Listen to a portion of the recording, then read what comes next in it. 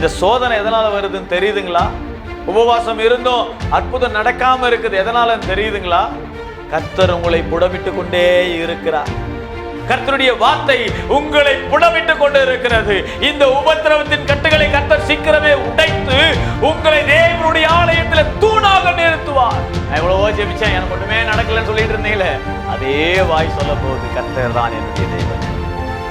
நான் எதிர்பார்த்த விஷயம் எல்லாம் செஞ்சுட்டாரு.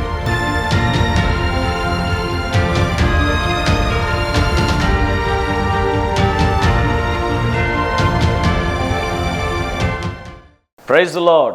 எனக்கு அன்பான தேவ பிள்ளைகளே, ஆண்டவராக இயேசு கிறிஸ்துவின் நாமத்தினாலே இந்த இயேசுவின் அன்பு நிகழ்ச்சிக்கு நேராக உங்கள் யாவரையும் BW பெத்தேல் திருச்சபையின் சார்பாக வாழ்த்தி வரவேற்கிறேன். நாம் யாவரும் தேவ செய்திக்கு நேராக கடந்து செல்வோமா? எல்லாரும் தலைகளை தாழ்த்தி தேவனை நோக்கி பார்ப்போம்.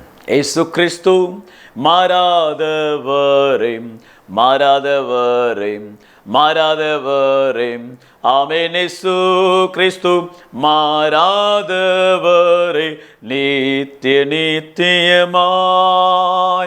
ஹalleluya, ஹalleluya, ஹalleluya, ஹalleluya, ஹalleluya, ஹalleluya, ஹalleluya. பரிசுத்தமுள்ள பிதாவே, ஆண்டவராக இயேசு கிறிஸ்துவின் நாமத்தினாலே இந்த மாலை வேளையிலே உம்மை நோக்கி பார்க்கிறோம். கர்த்தருடைய கரம் எங்களோடு கூட இருக்கட்டும். என் தேவனே, அடியனை மறைத்து நீங்கள் பேசுங்க, நீங்கள் இடைப்படுங்க. உங்களுடைய பிள்ளைகளோடு என்ன பேச நீர் ஆயத்தமாக இருக்கின்றீரோ என்னை தாழ்த்தி ஒப்பு கொடுக்கிறேன். நீர் பேசுவீராக, ஒவ்வொருவரையும் நீர் வழி நடத்துவீராக. இயேசு ராஜாவின் நாமத்தில் ஜெபத்தை கேளும் எங்கள் ஜீவனுள்ள நல்ல பிதாவே, ஆமென். Praise the Lord. தேவ பிள்ளைகளே, இன்றைய நாளிலும் நம்முடைய தியானத்திற்காக நாம் எடுத்துக்கொண்ட வேத பகுதி வெளிப்படுத்தின சுவிசேஷம் 3ஆம் அதிகாரம் 11-12 வசனங்களை நாம் வாசிக்கலாம். இதோ இதோ சீக்கிரமாய் வருகிறேன், சீக்கிரமாய் வருகிறேன். ஒருவனும் உன் கிரீடத்தை எடுத்துக்கொள்ளாதபடிக்கு, உன் கிரீடத்தை எடுத்துக்கொள்ளாதபடிக்கு உனக்குள்ளதை பற்றி கொண்டிரு, உனக்குள்ளதை பற்றி கொண்டிரு. ஜெயம் கொள்ளுகிறவன் எவனோ, ஜெயம் கொள்ளுகிறவன் எவனோ அவனை என் தேவனுடைய ஆலயத்திலே, என் தேவனுடைய ஆலயத்திலே தூணாக்குவேன். அதினின்று அவன் ஒரு காலம் நீங்குவதில்லை. என் தேவனுடைய நாமத்தையும் என் தேவனால் பரலோகத்தில் இறங்கி வருகிற புதிய எருசலேமாகிய, பரலோகத்திலிருந்து இறங்கி வருகிற புதிய எருசலேமாகிய என் தேவனுடைய நகரத்தின் நாமத்தையும், என் புதிய நாமத்தையும் அவன் மேல் எழுதுவேன். ஹல்லேலூயா. தேவனுடைய பிள்ளைகளே, கர்த்தர் உங்கள் ஒவ்வொருவரையும் நேசிக்கிறார். அவர் உங்கள் ஒவ்வொருவரையும் அன்பு கூறுகிறார். அவர் உங்களை விசாரித்து கொண்டிருக்கிறார். உங்களுடைய சகல காரியங்களும் அவருக்கு தெரியும். உங்களுடைய சகல காரியங்களையும் அவர் முற்றிலும் அறிந்தவராயிருக்கிறார். நம்முடைய தேவனாகிய கர்த்தர் நம்முடைய வாழ்க்கைக்கு, நம்முடைய தனிப்பட்ட வாழ்க்கைக்கு, நம்முடைய குடும்பத்தின் வாழ்க்கைக்கு ஆதியும் அந்தமுமானவர். அவர் சகலத்தையும் அறிந்ததால சொல்றாரு, என் மகனே, என் மகளே, நான் உன்னை ஜெயமெடுக்கிறவளாக நான் உன்னை காண வேண்டும். நான் சீக்கிரமாய் வருகிறேன் என்று சொல்லுகிறார். இன்னும் இந்த பூமியில நம்ம எத்தனை நாட்கள் வாழ்வோமோ தெரியாது. ஆனா ஒரு நாள் வரும், நம்மை படைத்தவரை நாம் பார்க்கக்கூடிய நாள் ஒன்று வரும். நம்மை ஆதரிக்கிறவரை பார்க்க வேண்டிய ஒரு நாள் ஒன்று வரும். நம்மை வழிநடத்துகிறவரை பார்க்க வேண்டிய நாள் ஒன்று வரும். இந்த உலகத்தில் வாழ்கிற நாட்களில் துக்கத்தோடும், வேதனைகளோடும், தவிப்புகளோடும், சஞ்சலங்களோடும் நாம் வாழ்ந்து கொண்டிருக்கிற வாழ்க்கைக்கு அர்த்தத்தை காணக்கூடிய நாள் ஒன்று வரும். அந்த நாள் ஒன்று வரும் பொழுது கர்த்தர் நம்மை பார்த்து என்ன சொல்லுவார் தெரியுமா? மறுபடியுமாக வாசிப்போம் அதே வசனத்தை. இதோ சீக்கிரமாய் வருகிறேன், ஒருவனும் உன் கிரீடத்தை எடுத்துக்கொள்ளாதபடிக்கு. நம்முடைய தேவனாகிய கர்த்தர் உங்களுக்காக ஓர் கிரீடத்தை ஆயத்தம் பண்ணி இருக்கிறார். தேவ பிள்ளைகளே, ஒரு மேட்ச் நடக்குதுன்னா வின் பண்றவங்களுக்கு தானே அந்த கப்பு கொடுப்பாங்க, அந்த கிரீடத்தை கொடுப்பாங்க. வின் பண்ணாதவங்களுக்கு கொடுப்பாங்களா? எந்த ஒரு காரியங்கள் நீங்க பார்ப்பீர்களே ஆனாலும் வின் பண்ணுறவங்களுக்கு தான் அந்த கிரீடம் கிடைக்கும். இந்த பூமியில் வாழ்கிற வாழ்க்கையில் நாம் முற்றிலும் ஜெயம் எடுக்கிறவர்களாக இருக்கும் பொழுது தான் அவரை சந்திக்கிற நாளிலே அவர் நம்முடைய சிரசின் மீது கிரீடத்தை வைப்பார். நம்முடைய வேதனைகள் யாவும் அந்த நேரத்தில் மறைந்துடும். நம்முடைய துக்கங்கள் யாவும் அந்த நாளில் மறைந்துடும். இந்த உலகத்தில் படுகிற பாடுகள் யாவும் அந்த நாள் மறைந்துவிடும். இதுக்காக தானப்பா இவ்வளோ கஷ்டப்பட்டேன் இந்த பூமியில, எல்லாமே மறைந்து விடும். அந்த நாள் ஆசீர்வாதத்தை பெறக்கூடிய நாள். யுகா யுகமாய் சதா காலங்களிலும் வேதனையும் தவிப்பும் கண்ணீரும் சஞ்சலமும் தோல்வியும் அவமானமும் ஒன்றுமில்லாத நாள் அது. கிரீடத்தை சூடக்கூடிய நாள். உன்னுடைய கிரீடத்தை ஒருவனும் பற்றி கொள்ளாதபடி. வாசிக்கலாம் மறுபடியும். இதோ சீக்கிரமாய் வருகிறேன், ஒருவனும் உன் கிரீடத்தை எடுத்துக்கொள்ளாதபடி. உன்னுடைய கிரீடத்தை ஒருவர் கூட எடுத்துட்டு போக கூடாது. உன்னுடைய கிரீடத்தை, என் மகனே என் மகளே கர்த்தருடைய பிள்ளையே, உன்னுடைய கிரீடத்தை ஒருவனும் எடுத்துக்கொள்ளாதபடிக்கு உனக்குள்ளதை பற்றி கொண்டிரு. உனக்குள்ளதை மாத்திரம் நீ பற்றி கொண்டிரு. உன்னுடைய வாழ்க்கைக்கு கர்த்தர் எப்படிப்பட்ட வாழ்க்கையை வச்சிருக்கிறாரு? வசதியான வாழ்க்கையை வச்சிருக்கிறாரா? அதையே பற்றி கொண்டிரு. ஒரு மிடில் கிளாஸ் வாழ்க்கையை தந்திருக்கிறாரா? அதையே பற்றி கொண்டிரு. ஏழ்மையான வாழ்க்கையை தந்திருக்கிறாரா? அதையே பற்றி கொண்டிரு. ஆனா அந்த வாழ்க்கையில நாம் எப்படி வாழ்கிறோம்? நாம் எப்படி வாழ்கிறோம்? நடந்து போறவங்கள பார்த்தீங்கன்னா சைக்கிளாவது கிடைக்காதான்னு சொல்லி துக்கத்தோடு வேதனையோடு இருப்பாங்க. ஆனா தேவன் அவர்களை ஆசீர்வதித்து சைக்கிள் கொடுக்கும்போது பைக் வாங்கணும்னு சொல்லி ஆசைப்படுவாங்க. பைக் வாங்கி அப்படியே போகும்போது அதை விட கொஞ்சம் வசதியான பைக் வாங்கணும்னு ஆசைப்படுவாங்க. அதையும் தேவன் ஆசீர்வாதமாக தரும்போது கார் வாங்கணும்னு ஆசைப்படுவாங்க. அதையும் தேவன் பார்த்து ஆசீர்வதித்து நடத்தும் போது அதை விட இன்னும் பெரிய கார் வாங்கணும்னு ஆசைப்படுவாங்க.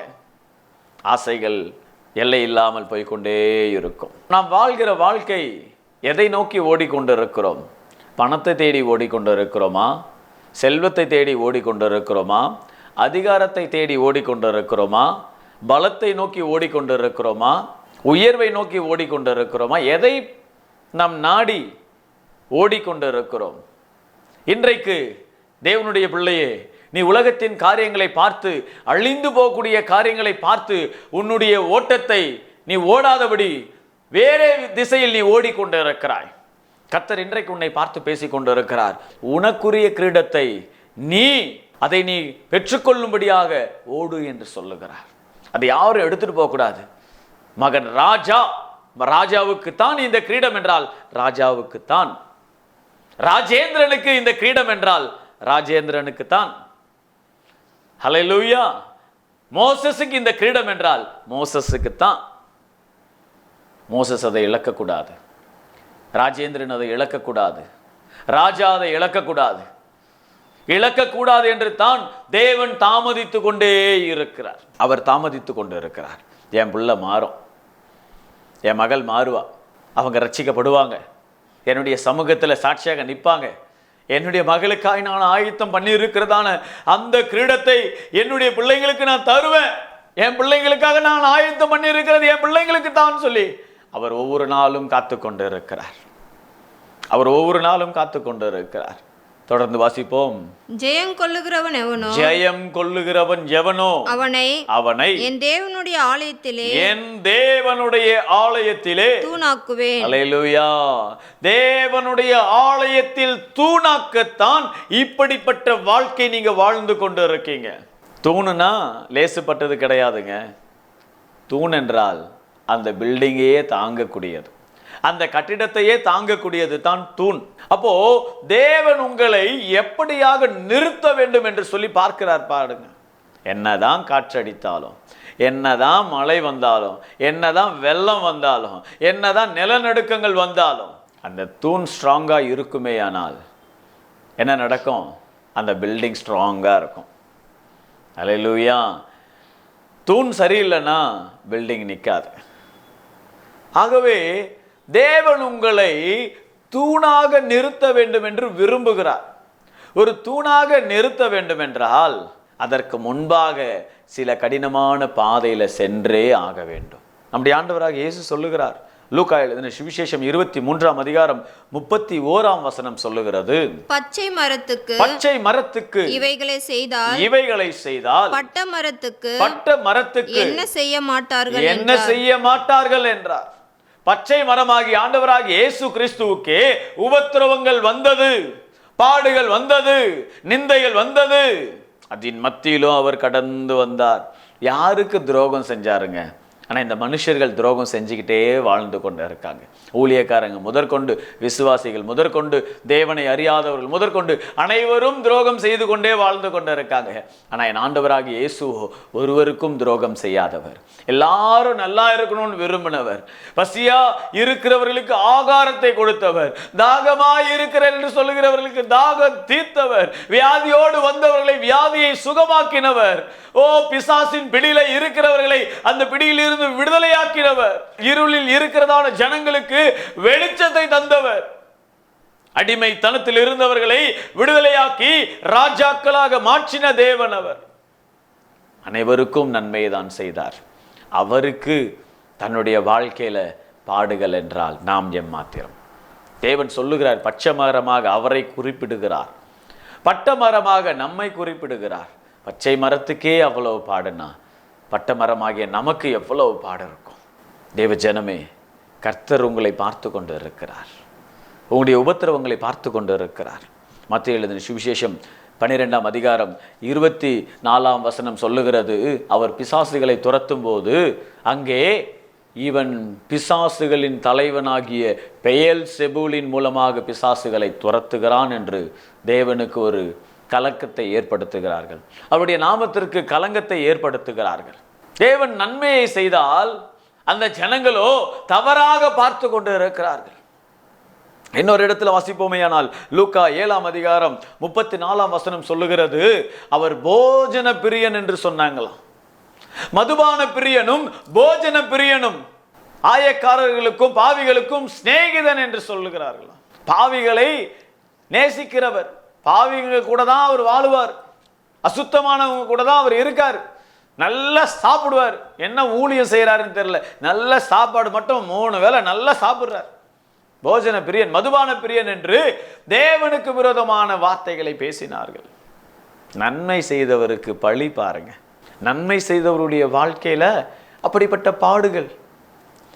இன்னொரு வசனத்தை நாம் வாசிப்போமேயானால் மார்க்கு 15ஆம் அதிகாரம் 30ஆம் வசனம் சொல்லுகிறது, உன்னை நீயே ரட்சித்துக்கொள் என்று அங்கே இருக்கிறவர்கள் சொல்லுகிறார்கள். எல்லாரையும் ரட்சித்தியே, சிலுவையில் இருக்கல்ல, உன்னை நீயே ரட்சித்துக்கொள், உன்னை நீயே ரட்சித்துக்கொள். கர்த்தருடைய ஊழியத்திற்காக அழைக்கப்பட்டவனே, கர்த்தருடைய மகனாக அழைக்கப்பட்டவர்களே, கர்த்தருடைய மகளாக அழைக்கப்பட்டவர்களே, கர்த்தருடைய நாமம் தரிக்கப்பட்டவர்களே, இன்றைக்கு உங்களை பார்த்து ஜனங்க தூஷித்து கொண்டு இருக்கிறாங்களா? உங்களை பார்த்து ஜெபிக்கிற உங்க வாழ்க்கையிலேயே அற்புதம் நடக்கல, ஆண்டவரை விசுவாசிக்கிற உங்க வாழ்க்கையிலே அற்புதம் நடக்கல, தேவனை நம்பி இருக்கிற உங்க வாழ்க்கையிலே அற்புதம் நடக்கல, நீங்க போய் சொல்ல வந்தீங்களான்னு கேட்குறீங்களா? சொல்லுங்க, தைரியமா சொல்லுங்க, தைரியமா சொல்லுங்க, என் ஆண்டவர் என்னை ரட்சித்தாலும் ரட்சிக்காமல் போனாலும் இந்த பாகாலை நான் வணங்க மாட்டேன், இந்த நேபுகாத் நேச்சார் சிலையை நான் வணங்க மாட்டேன். ஜீவனுள்ள தேவன் என்னோடு கூட இருக்கிறார். சூழ்நிலையை பார்த்து என்றைக்கும் சோர்ந்து போகாதீங்க. இக்காலத்தின் பாடுகள் இனி ஒரு மகிமைக்கு ஒப்பானவைகள் அல்ல, அவைகள் ஒப்பானவைகள் அல்ல. இந்த வாழ்க்கையின் பாடுகள் அனைத்தும் ஒரு நாள் முடிவுக்கு வரும். முடிவுக்கு வந்த பிறகு அவரை முகமுகமாய் பார்ப்போம். நம்முடைய ஆண்டவராக இயேசுவை முகமுகமாக பார்ப்போம். அப்ப பாப்பாரு, ஐயோ என் மகனே, எனக்காக தானப்பா உபத்திரவத்தை சகிச்ச, எனக்காக தானப்பா இந்த பாடுகளை சகித்தாய், எனக்காக தானப்பா இந்த கண்ணீரின் பாதை, எனக்காக தானப்பா இந்த அவமானத்தின் பாதை, வா உண்மையை முத்தமுள்ள ஊழியக்காரனே என்று தேவன் அழைத்து உன் சிரசின் மீது கிரீடத்தை வைப்பார். உங்களை தூணாக நிறுத்தத்தான் இப்படிப்பட்ட பாதைக்குள்ளாக கர்த்தர் நடத்தி கொண்டிருக்கிறார். மகிமையான ஒரு அழைப்பு தேவன் உங்களுடைய வாழ்க்கையில வைத்து இருக்கிறார். அவருடைய ஆலயத்தில் தூணாக நிறுத்த வேண்டும் என்று விரும்புகிறார். கோடான கோடி தேவதூதர்கள் மத்தியில தேவனுடைய ஆலயத்தில் தூணாக நிற்பது எவ்வளவு விசேஷித்தமானது. எவ்வளவு விசேஷித்தவர்களாய் தேவன் உங்களை பார்த்து கொண்டிருக்கிறார். ஜனங்களுடைய பார்வையில அற்பமாக தெரியலாம். இயேசு அப்படிதான் சில பேர் பார்த்தாங்க. இயேசுவை குற்றம் கண்டுபிடிக்கவே சில பேர் அலைஞ்சுகிட்டு இருந்தாங்க. ஊழியம் செய்றீங்களா அல்லது கர்த்தரை விசுவாசித்து விசுவாசிகளாய் வாழ்ந்து கொண்டிருக்கீங்களா? உங்களை குற்றம் பிடிப்பதற்காகவே அநேகர் அலைந்து துரிந்து கொண்டிருப்பாங்க. அவங்களை எல்லாம் சட்டை பண்ணாதீங்க, பார்க்காதீங்க. தேவனை பாருங்க. அவர் உங்களை நடத்துகிற விதங்களை கண்ணோக்கி பாருங்க. அவருடைய கையை பிடிச்சிருக்கிறாரு. உங்க துன்பத்தின் நேரத்தில் கையை பிடிச்சிருக்கிறாரு. உங்களுடைய வேதனை நேரத்தில் அவருடைய கையை பிடிச்சிருக்கிறாரு. அவருடைய கரம் உங்களை பிடித்து நடத்து கொண்டு இருக்கிறது. தேவ பிள்ளைகளே, ஒரு நாளும் நீங்க சோர்ந்து போகாதீங்க. ஓசியா 8ஆம் அதிகாரம் 14ஆம் வசனம் சொல்லுகிறது, இஸ்ரவேல் தன்னை உண்டாக்கினவரை மறந்து கோவில்களை கட்டுகிறான். யூதா அரணான பட்டணங்களை பெருக பண்ணுகிறான். ஆனாலும் நான் அதன் நகரங்களை அக்கினியை வரப்பண்ணுவேன். அது அவைகளின் கோவில்களை பட்சிக்கும். இன்றைக்கு அநேகர் என்ன பிரதர், என்ன பாஸ்டர், விசுவாச வாழ்க்கைன்னு சொல்லி நானும் எவ்வளவோ விசுவாச வாழ்க்கையை பார்த்துட்டேன். எத்தனையோ கன்வென்ஷன் போய் அட்டன் பண்ணிட்டேன். எவ்வளவோ ஜெபிச்சு பார்த்தாச்சு. இனி ஆண்டவரை தேடி ஒரு பிரயோஜனமும் இல்லை என்று சொல்லி அநேகர் இடறி விழுந்து கோயில்களை கட்ட போயிட்டாங்க. தேவனை மறந்து மற்ற தேவர்களை வணங்க போயிட்டாங்க. ஆனால் கர்த்தர் அந்த கோயில்களை எரித்து விடுவாராம். கட்டுங்க, கர்த்தர் அவைகளை எரித்து போடுவார். உங்களுடைய வாழ்க்கையில பிசாசுக்கு இடத்தை கொடுத்து அவிவிசுவாசம் என்ற கோயிலை கட்டி வச்சிருக்கிறீங்களா? தேவனை தூஷிக்கிற தூஷணமான வார்த்தை என்ற கோயிலை கட்டி வச்சிருக்கீங்களா? ஏசப்பா மீது கசப்பும் வைராக்கியமும் வச்சு இனி அவரை ஆராதிக்க கூடாது, இனி அவரை வணங்க கூடாது என்ற கோயிலை கட்டி வச்சிருக்கீங்களா? ஆண்டவராகிய இயேசு இறங்கி அந்த கோயில்களை எரித்து விடுவாராம். இன்றைக்கு அவருடைய வார்த்தை எல்லா கிரியைகளையும் எரித்து விடும். அவர் ஏன் இப்படிப்பட்ட பாடுகள் வாழ்க்கையில வைக்கிறாரு தெரியுமா? ஏன் உங்க வாழ்க்கையில உபத்திரவம் வருது? ஏன் இந்த பாடு? தேவ ஜனமே, ஒரு மகிமையான ஸ்தலத்தில் உங்களை வைப்பதற்காகத்தான், சாதாரணமாக அல்ல. ஒரு சாதாரணமாக ஒரு வார்டில் இருக்கிற கவுன்சிலர் ஆகணும்னா அது லேசுப்பட்ட காரியம் அல்ல. ஒரு பிஸ்னஸ் எடுத்து நடத்தணும்னா அது லேசுப்பட்ட காரியம் அல்ல. அதுக்குன்னு ஒரு தகுதி இருக்கணும்னு சொல்லுவாங்க. என்ன தகுதி? அந்த வழியாக கடந்து போகணும், அந்த பாடுபடணும். பாடுபட்டு அடிபட்டு மிதிப்பட்டு அவமானப்பட்டு அநேக விதமான பழிச்சொற்களை வாங்கி இந்த பாதையில் போனாதான் அந்த மகிமையை பார்க்க முடியும். ஒரு கவுன்சிலர் ஆகிறதுக்கு அவ்வளோ பாடுபடணும்னா, ஒரு எம்எல்ஏ ஆகணும்னா, ஒரு மினிஸ்டர் ஆகணும்னா, ஒரு எம்பி ஆகணும்னா சும்மா இல்லை. தேவ ஜனமே, அவ்வளோ பாடுகளின் வழியாக கடந்து போகணும்.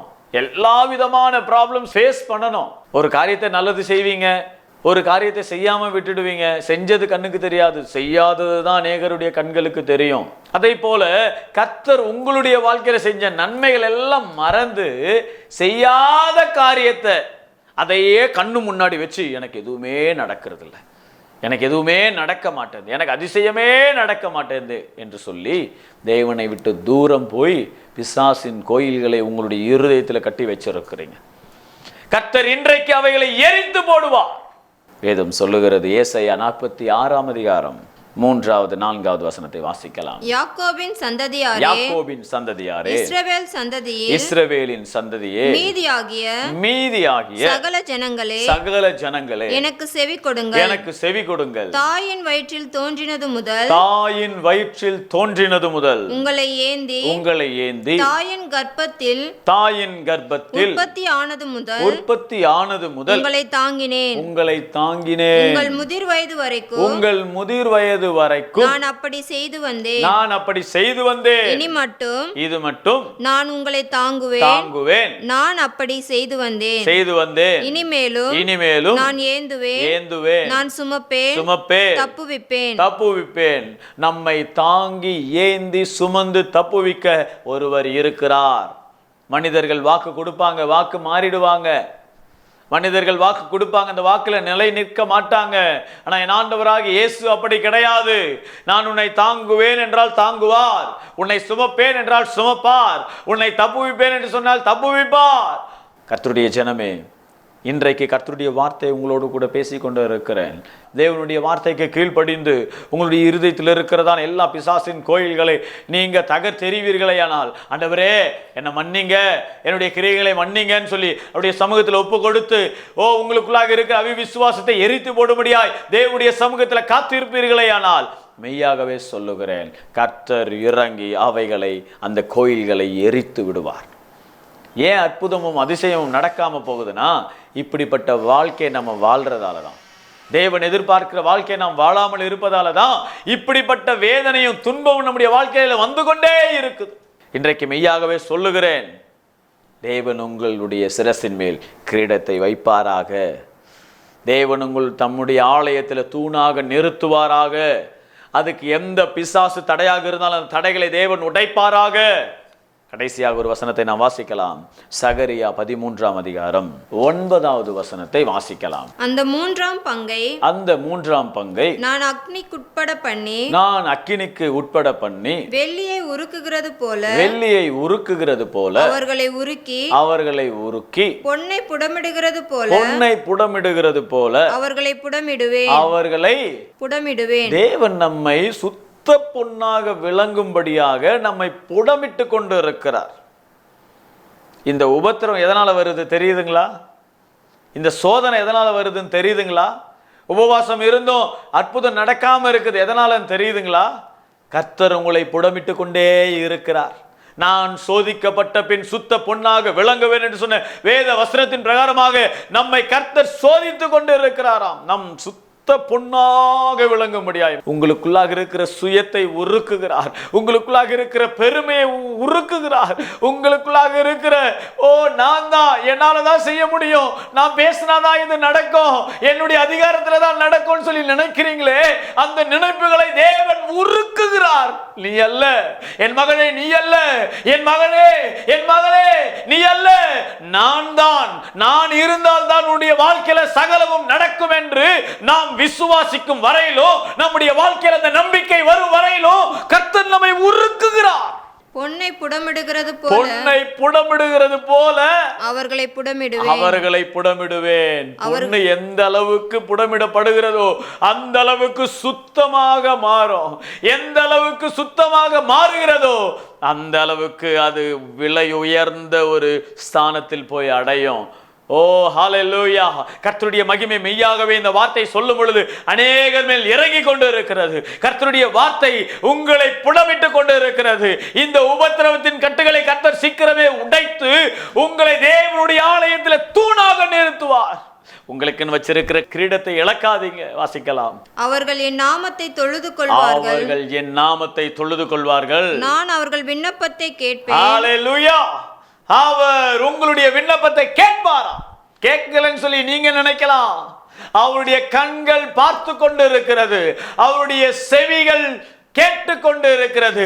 கேட்க கூடாதபடி அவருடைய செவிகள் மந்தமாகல, பார்க்க கூடாதபடி அவருடைய கண்கள் மங்கி போகல. தேவ ஜனமே, அவர் உங்களுடைய உபத்திரத்தை பார்த்து கொண்டே தான் இருக்காரு. அவர் உங்க கூடவே தான் இருக்காரு. நீ தண்ணீர்களை கடக்கும் போது நான் உன்னோடு கூட இருக்கிறேன், நீ அக்கினியில் நடக்கும் போது அவைகள் உன்மேல் பற்றாது என்று சொன்னாரு. ஆறுகள் மீது நடக்கும் போது அந்த ஆறுகள் உன்னை சேதப்படுத்தாது என்று சொன்னாரு. சகல வேளையிலும் என் ஆண்டவராகிய இயேசு நம்மோடு கூட தான் இருக்கிறாரு. நம்மை தாங்கி ஏந்தி சுமந்து தப்புவிக்க அவர் நம்மோடு கூடவே இருக்கிறார். எந்த ஒரு மந்திரமோ, எந்த ஒரு பிசாசின் கிரியைகளோ, எந்த ஒரு மாந்திரீகமோ, எந்த ஒரு அதிகாரம் உங்களை ஒண்ணும் பண்ண முடியாது. ஏன்னா உங்களோடு கூட இருக்கிறவர் சர்வ வல்லமையுள்ள தேவனாகிய கர்த்தர். உங்களுடைய வாழ்க்கையில் அவர் அதிசயம் செய்வார். உங்களை தூணாக நிறுத்தத்தான் உங்களை புடம்பிட்டு கொண்டு இருக்கிறார். வெள்ளியை உருக்கிறது போல உருக்கி கொண்டு இருக்கிறார். முதலாவது தேவனுடைய ராஜ்யத்தை தேடுங்கள் என்று சொன்னாரு. முதலாவது அவரை முதல்ல வைக்கணும். நம்முடைய வாழ்க்கையில, நம்முடைய தனிப்பட்ட வாழ்க்கையில, நம்முடைய குடும்பத்தின் காரியங்களை, சகல காரியங்கள் அவரை முன்னாடி வைங்க. வாயில சொல்றது இல்ல, கிரியைகளை வைப்பீர்களே. ஆனால் கர்த்தர் உங்களை மேன்மேலும் ஆசீர்வதித்து கனப்படுத்துவார். வாசிக்கலாம். இது என் ஜனம் என்று இது என் ஜனம் என்று நான் சொல்லுவேன். கர்த்தர் என் தேவன் என்று அவர்கள் சொல்லுவார்கள். உங்க வாய் தான் சொல்லும். இத்தனை நாள் உங்க வாய் சொல்லிக்கிட்டு இருந்தது, தேவன் எனக்கு ஒண்ணுமே செய்யல, நான் எவ்வளவோ ஜெபிச்சேன், எனக்கு ஒண்ணுமே நடக்கலன்னு சொல்லிட்டு இருந்தீங்களே, அதே வாய் சொல்ல போகுது, கர்த்தர் தான் என்னுடைய தேவன். நான் எதிர்பார்த்த அதிசயம்லாம் செஞ்சுட்டார், நான் துக்கப்பட்டதெல்லாம் என் தேவன் மாத்திட்டார், நான் கண்ணீர் வடிச்சதெல்லாம் மாத்திட்டார், நான் எவ்வளவோ உபத்திரவப்பட்டேன், அந்த உபத்திரவத்தை எல்லாம் என் தேவன் மாத்திட்டார். என் தேவன் மாத்திட்டாருன்னு சொல்லி உங்களுடைய நாவு சொல்லும். உங்களுடைய நாவு சொல்லும்படியாய் அவர் உங்களை ஆசீர்வதிப்பார். உங்களை கட்டாயம் ஆசீர்வதிப்பார். தேவஜனமே, உங்களுடைய ஆசீர்வாதத்துக்கு தயவு செய்து நீங்களே தடையாக மாறாதீங்க. விசுவாசத்தில் சோர்ந்து போகாதீங்க. அவருடைய சமூகத்தில் காத்துருங்க. என்ன நடந்தாலும் சரி, மரணமே நேரிட்டாலும் சரி, நான் என்னுடைய ஆண்டவருடைய பிள்ளையாக நான் வாழ்வேன். எந்த ஒரு அவிவிசுவாசமும் என்னை பின்ன தள்ள முடியாது என்று சொல்லி விசுவாசத்தில் உறுதியாக இருந்து கர்த்தருடைய சமூகத்தில் காத்திருப்போமே. ஆனால் கர்த்தர் உங்களுடைய வாழ்க்கையில் பெரிய காரியங்களை செய்து அநேகருக்கு முன்பாக உங்களை சாட்சியாக நிறுத்துவார். நாம் யாவரும் தலைகளை தாழ்த்தி தேவனை நோக்கி பார்ப்போம். மகாவரிசுத்தமுள்ள இயேசு சுவாமி, இன்றைய நாளில் உம்முடைய வார்த்தையை கேட்க வந்திருக்கிறதான சகல பிள்ளைகளையும் கர்த்தர் ஆசீர்வதிப்பீராக. ஆலயத்தில் தூணாக்குவேன் என்று சொன்னீரே, ஆலயத்தில் தூணாக நிறுத்துங்க ராஜா. இயேசுவின் நாமத்தில் நிறுத்துங்க. எந்த ஒரு பிசாசின் வார்த்தைகளும், அவிவிசுவாசமான எண்ணங்களோ, அவிவிசுவாசமான பேச்சும், யார் பேசினாலும் அவைகளுக்கு செவி கொடுக்காதபடி, அந்த பாதையில் கர்த்தாவே நடக்காதபடி, துன்மார்க்கனுடைய ஆலோசனையில் நடவாமலும், பாவிகளுடைய வழியில் நில்லாமலும், பரியாசக்காரர் உட்காரும் இடத்தில் உட்காராமலும் இவர்கள் கர்த்தாவே கட்டுப்பாடோடு உடைய சமூகத்தில் காத்திருப்பார்களே. ஆனால் இவங்களுடைய சகல தேவைகளையும் கர்த்தர் சந்திப்பீராக.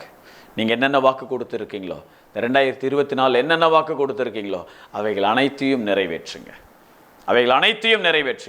கர்த்தர் பெரிய காரியங்களை செய்தருள்வீராக. ஏசு ராஜாவின் நாமத்தில் பிதாவே, ஆமென். Praise the Lord. கர்த்தருடைய பிள்ளைகளே, இந்த செய்தி உங்களுக்கு ஆசீர்வாதமாக இருக்கும் என்று நான் விசுவாசிக்கிறேன். தேவ பிள்ளைகளே, எங்களை உற்சாகப்படுத்தும்படியாய் யூடியூப்பில் நீங்கள் பார்ப்பீர்களே, ஆனால் கமெண்ட்ஸ் போடுங்க. அப்போது கொஞ்சம் என்கரேஜ் பண்ணுற மாதிரி இருக்கும். அதே நேரத்தில் உடைய ஜெப விண்ணப்பங்கள் எதற்காய் ஜெபிக்க வேண்டுமோ அந்த ஜெப விண்ணப்பங்களை எங்களுக்கு வாட்ஸ்அப் மூலமாக அனுப்புங்க, அல்லது நார்மல் மெசேஜ் அனுப்புங்க. அதற்காக நாங்கள் ஜெபிக்கிறோம். தொடர்பு கொள்ள வேண்டும், ஃபோனில் ப்ரேயர் பண்ணிக்கணும்னு சொல்லி நினச்சிங்கன்னா தொடர்பு கொள்ளுங்கள். உங்களுக்காக நாங்கள் ஜெபிக்கிறோம். கர்த்தர் உங்களுடைய வாழ்க்கையில் அதிசயத்தை செய்வார். அல்லேலூயா.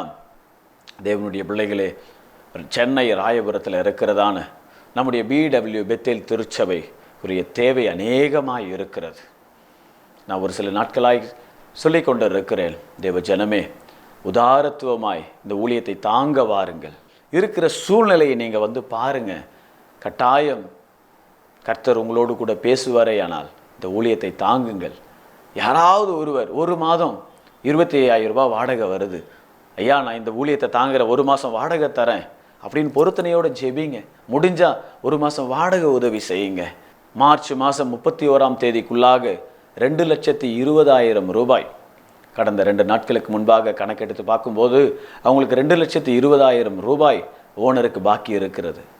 அந்த பில்டிங் ஓனருக்கு அவங்க ரொம்ப ஸ்ட்ரிக்டாக சொல்லிட்டாங்க, 31ஆம் தேதிக்குள்ளே அந்த பணம் வரலன்னா ஏப்ரல் 1st வீக்கில் காலி பண்ணிவிடுங்க அப்படி என்று சொல்லி அந்த இடத்தை ரெடி பண்ணுவதற்கு கிட்டத்தட்ட 5 லட்சம் ரூபாய் செலவு பண்ணி இருக்கிறோம்.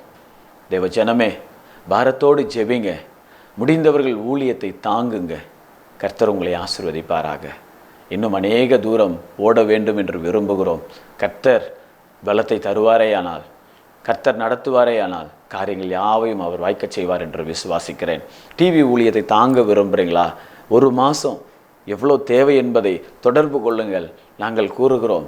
கர்த்தருக்கு சித்தமானால் இந்த ஊழியத்தை தாங்க உங்களுக்கு விருப்பம் இருந்தால் தொடர்பு கொள்ளுங்கள், தாங்குங்கள், இந்த ஊழியத்தை உற்சாகப்படுத்துங்கள். தேவனுடைய ராஜ்யத்தை நாம் சேர்ந்து கட்டுவோம். ஹல்லேலூயா. ஜிபே பண்ணுற மாதிரி இருந்தால் ஜிபே நம்பர் எடுத்து ஜிபே பண்ணுங்க, அல்லது ஸ்கேன் பண்ணுற மாதிரி இருந்தால் இந்த QR கோட் காணப்படுகிறதான இந்த QR கோடை பார்த்து ஸ்கேன் பண்ணுங்க. தேவைகளுக்காய் ஜெபியுங்கள், தாங்குங்கள். கர்த்தர் உங்களையும் உங்களுடைய குடும்பத்தையும் ஆசீர்வதிப்பாராக. தேவ ஜனமே, வருகிற வாரத்தில் தென்காசி மற்றும் தூத்துக்குடிக்கு சில வீடுகளுக்கு ஜெபிக்க அழைத்து இருக்கிறார்கள். நான் வருகிறேன். உங்களுடைய வீடுகளுக்கு வந்து நான் ஜெபிக்க வேண்டுமானால் தொடர்பு கொள்ளுங்கள். உங்களுடைய வீடுகளுக்கு வந்து வருகிற திங்கள், செவ்வாய், புதன் இந்த 3 நாட்களுக்குள்ளாக ஒரு நாள் வருவேன். ஆகவே தொடர்பு கொள்ளுங்கள். கட்டாயம் கர்த்தர் உங்களை ஆசீர்வதிப்பாராக. கர்த்தர் உங்களோடு கூட இருக்கிறார். கர்த்தர் பெரிய காரியங்களை செய்வாராக. உங்களுடைய வாழ்க்கையில் குறைவுகளை எல்லாம் கர்த்தர் நிறைவாய் மாற்றுவாராக. கர்த்தர் உங்களோடு இருப்பாராக. God bless you. Praise the Lord.